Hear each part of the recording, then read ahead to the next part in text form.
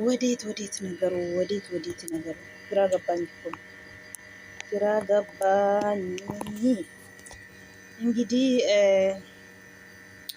እንዳያችሁ ነው ወይ ታረቃሉ አንድ ላይ ሆኖ ተታርቆ ይመጣሉ ብለን ስንጠብቅ ነገሩ የባሰ ነው። እንዳያችሁ ነው ብሩኬ ለምኜ በቃ ደከምኩኝ። 10 ቀን የሆነ ነው። ከዚህም በኋላ እኔ አይገባም ይቅርታም አልጠይቅም ያለ ነው። እኔ ወላሂ በጣም ግራ ገባኝ። ወዴት ነገሩ ወላሂ ላዚም እንደዚህ የማይረባ ፈረንክ እንደዚህ የማይረባ ፈረንክ ህይወታችሁን ብት ታረጋላችሁ። ወላሂ በጣም ይደብራል። ወላሂ ላዚም ምንድነው እንደዚህ? ሀይሜ ተይ በአላህ ሀይሜ ተይ በአላህ ተይ ቆጭሻል ሀይሜ። የማይረባ ፈረንክ ብሩኬን አታጭ በእናትሽ ተይ ሀይሜ። ብሩኬ እንደዚህ ነገር አይደርግም። ታውቃለሽ፣ አንቺ ጠንቅቀሽ ታውቃለሽ።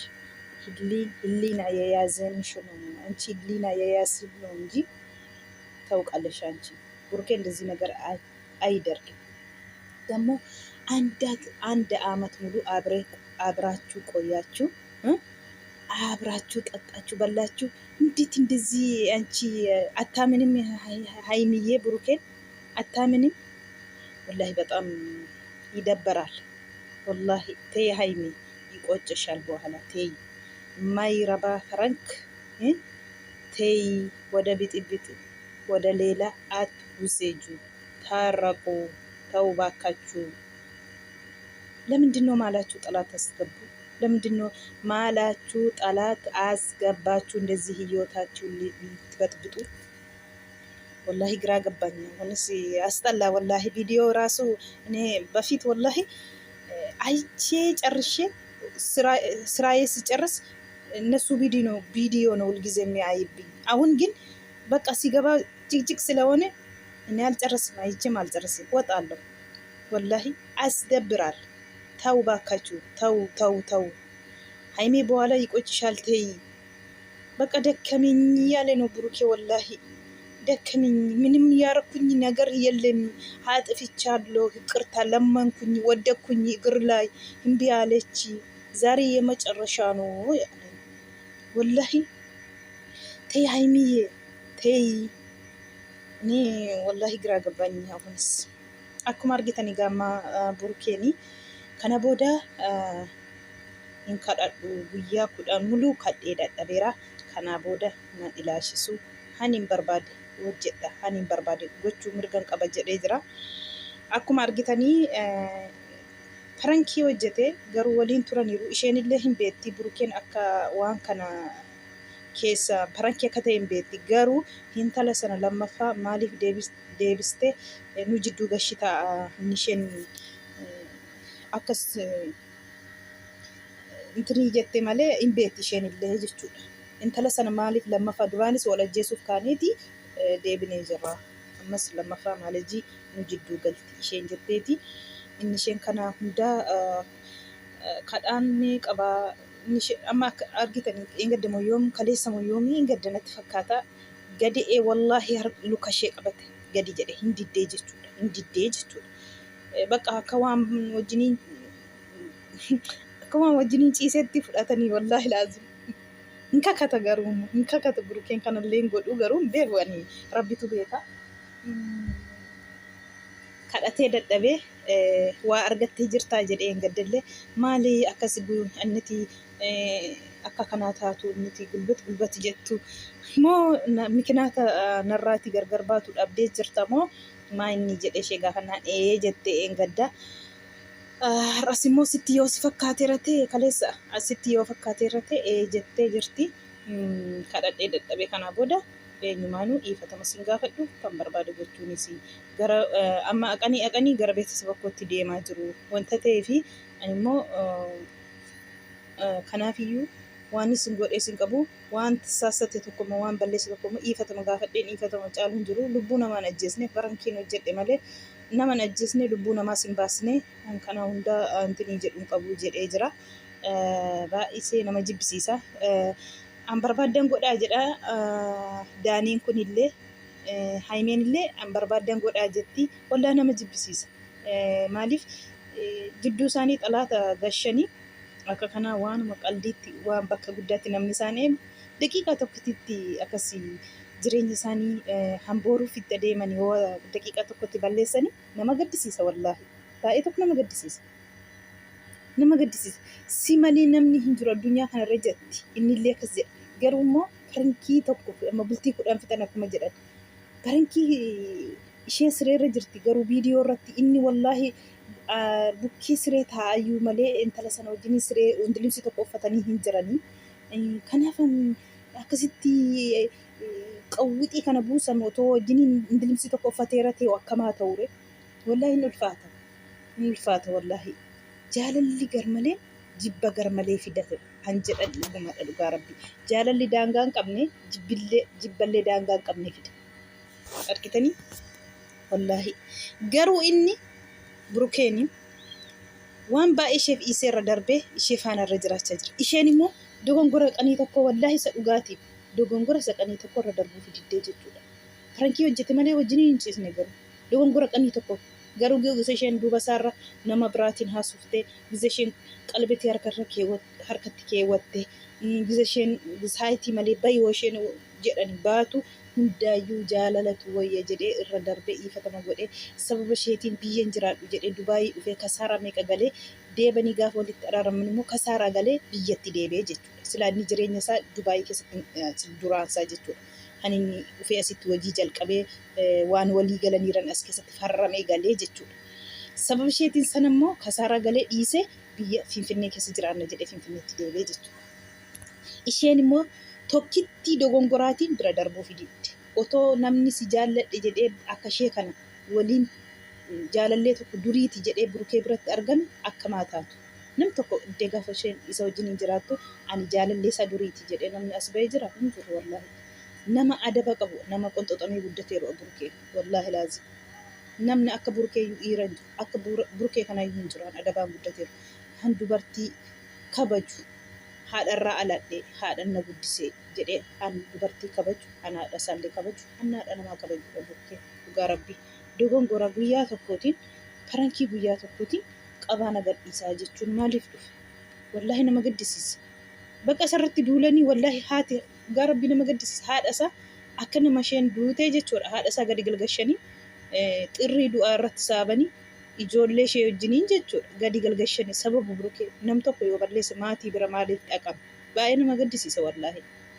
Maatii otoo jiru kan balleesse otoo jiru miskiina mana waa tokko hin beekne ishee gadi galgashanii mataa ishee gadi galgashanii irraati duute jedhanii riib jedhanii irratti intinii jedhanii nama gaddisiisa wallaahi. Namni haadha qabu haadha namaa akkasiin godhu. Namni haadha isaa jaallatu haadha namaallee nama jaallata nama kabajaa jechuudha.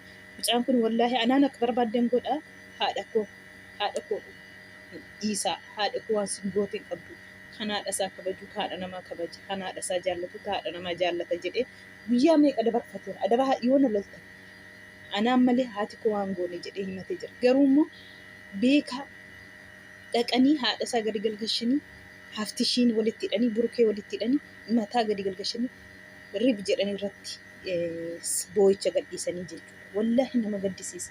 Nam tokko yoo dogongore maatii bira maaltu geesse? Burukeetiin akka barbaadan yoo godhanii mirga danda'u mirga isaanii. Haati maal goote miskiinni mana teessu. Wallaahi kanaafuu beeksisa koo bira darbanii narrayyuu darbanii beeksisa koo manatti ittiin jechaa jiru wanta ta'eef har'aan qabee harka of keessaa fudheera na ilaashisa han barbaade gochuu hin danda'a jedhee baay'ee tokko nama gaddisiisa. Burukee Haimeen waan isheen akkas garaa jabaatteef hin beeku dur boossee wanni buttaa jiraa deeme badee achirraan Dubaayii deema jettee faanarra fiiddee dhattee haadha isaas obboloota isaati jaarsummaatti baastee Dubaayii hambistee jechuudha. Har'a ammoo kun hunduruu fatanaa kun hunduruu darbee ofiishees xaaxaa keessa turtee xaaxaa kana hunda keessaa gizee darbitu daqiiqaa tokko dogongora Burukeef dhiisuu diddee jechuudha. Dhugaa rabbii gaafa teessee gaafa burukeen obbolaasaa sodaa haadhasaa sodaa amma kanaa bultii kudhanii malee dafee waa gochuuf ariifata waa murteessu ariifata burukeen. Gaafa inni burukee waa murteesse immoo haymeen maraatti jechuudha akka amma afaanii dubbatu miti. Amma lutti yoo citeeyyuu inuma jiraatu luttuu hin citaa jettee barreessama tokko gadhiste luttuu hin citaa jechiin egaa jaalallee itti lutti iyyuu ittiin deemu iyyuu hin citaa jette. Egaa yoo citesi jechuudha moo jaalalli isaanii jechuu isheetiin fiiraan isheen akkasitti deebitee immoo qobaan hin jiraa jette barreessitee jedhan. Kana hundaayyuu sumatuu waan guddaan taane guddisee innillee daaneen kunillee haymee waa argitee jirti maaliif akkas taatire haymee waa argitee jirti jedhee haymee irra dhufeenillee quxquxquxquxe anillee akka indaaqqoo waltumuyyuu nabani viidiyoo cufamee waltumaniiru viidiyoo irratti isaanii waltumaa jiru viidiyoon achumarraan dhaabbate baay'ee tokko nama gaddisiisa. Suusiinillee burukee suusiillee ati dubartii kabajja wanta haadha kee jaallattuuf wanta haadha kee kabajuufillee dubartii kabajja isheellee otoo ofirraa fageessite bareeda isheenis nama jireenya kee baxabbaxe kanaafuu isheellee ofirraa fageessi rabbiin wallaahi gooftaa bakka dhatte bakka teessetti si haa eegu wallaahi ati jechi maaliif kabaja namaa qaba garaa keessa waa tokko hin qabu wallaahi wajjiniin teessee wajjiniin nyaattee amala isaa wallaaltee miti garuu beekaa kana taasi isheen kan waggaa tokko mulu waliin jiraatti miti hin beekte amala isaa beekaa kana taati jechuudha. Kanaafuu amma isheetti fakkaatu guyyaa isheetti fakkaatee gaabbitee eddee fidduu dhabdu gaafa sanadha. Nama meeqan isa barbaadu dubartii meeqa irratti wal lolaa oolu dubartii meeqan suuraa walitti hidhee asirraa tuktukii irra gadhiisu duubarra warri isaan hordofanii takattaayin isaanii haymee jaallatan burukee jaallatan meeqanii gadi maaliif akkas gootii maaf gadhiiste jedhanii wal arrabsaa oolan jechuudha. Malee inni dhabaa miti atillee carraakee jiraattan illee carraasaa jiraatan garuu immoo waan hin taanetti maqaa wal xureessanii walirraa deemuun hin barbaachisu. Isinirraan eegamu lamaa keessanirraayyuu otoo dhiiste bareedaadha yaa'anii baay'ee tokko nama gaddisiisa. Namichi immoo jechi daanii kun waan inni dubbatu waan nama uzubilaa ilma namaarraan eegamne waan ilma namaarraan eegamne haasa waan haasaan taane haasaa jibbisiisa waan inni haasa'u haasaa qeelaayyuu miti ilmoo namaarraan eegamu haasaa inni haasa'u jechuudha. Nama gaddisiisa wallaahi nama gaddisiisa. Fireendii kee jaalallee kee ati hammanatti hin adabannee qixeeffanne burkeetu sii adaban akka waan inni wajjiniin ciiseeru fakkeessitee akka inni waan nama wallaahi ati dubartii fiddee ishee irratti hin hojjenne akkuma kan daaneen ati mataan kee dubartii fiddee wajjinii siree tokko irratti isheen uftee sin argite akka kee kanan taane iifatuma goote sii darbite irra jechuudha yeroo sanatti. Akkami garuu wallaahi ilmi namaa kun baay'ee tokko nama gaddisiisa wallaahi baay'ee tokko nama gaddisiisa ulfaata. Maal jenna reega dhugaa rabbi hin jedhamu qabu. Rabbiin nagaa jidduu keessanitti haa buusu jenna maal jenna reega dhugaa rabbi hin jennu dhabne bara waan hin taane irratti mataa miila wal godhanii xalaataaf barri bananii wal gubaa jiru jechuudha. Akka kanaan dhugaa qaban bal'ate bultii 10 qallaaliidha bultii 10 muluu kadhachuu jechuun maalaa fakkaatu inni obboloota isaatu gargar hin baatin isin akka gargar baatan hin barbaadu jedhanii obbolaa isaatti fiduutu obbolaa isaatu asiin waan baay'ee jedhuuti kan hundaa kadhatee lukarratti kufnaanis kanarraa akkamaa ta'ure hinduudha moo lubbuusaa baasuure nam tokko iifatama jedhanii lukatti kufuu miti iifatamaa yoo jedhanii dhugaa namni sun balleessaa barleessa isaa beekeeti iifataman nama gaafatu wallaahi nama gaddisiisa baay'ee tokkotti nama gaddisiisa.